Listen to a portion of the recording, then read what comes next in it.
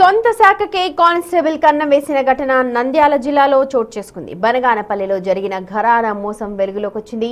Banaganapalli sub jail ప్రాంగణంలో ఖైదీలతో HPCL petrol bunk నడుస్తోంది. Sub jail head constable Ramachandra Reddy ఈ బంకులో 2022 నుంచి 2025 వరకు కూడా నిర్వహణ బాధ్యతలను చూశాడు.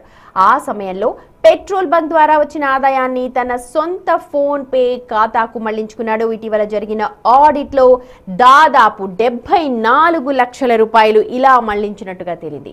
Sub jail superintendent Yogesh Kumar పోలీసులకు ఫిర్యాదు చేశారు. పోలీసులు అయితే కేసు నమోదు చేసి దర్యాప్తు చేస్తున్నారు.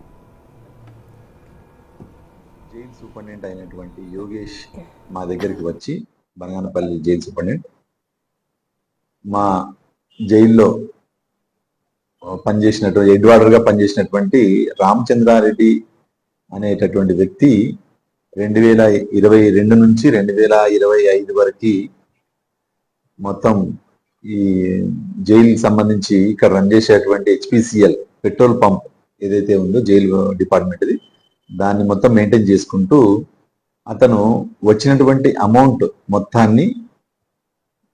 మొత్తంలో కొంతని ఫోన్పే ద్వారా కస్టమర్లు అతనికి బాయ్స్ పంపిస్తే బాయ్స్ నుంచి అతను కలెక్ట్ చేసుకొని అతను ఫోన్పేకి వేసుకొని దాన్ని విత్డ్రా చేసుకొని మొత్తం 74 లక్షల రూపాయలు, సుమారు 2.5 సంవత్సరాల్లో 74 లక్షల రూపాయలు ఆయన మోసం చేసినాడు డిపార్ట్మెంట్కి ఇవ్వకుండా అని చెప్పని మాకు కంప్లైంట్ ఇచ్చారు.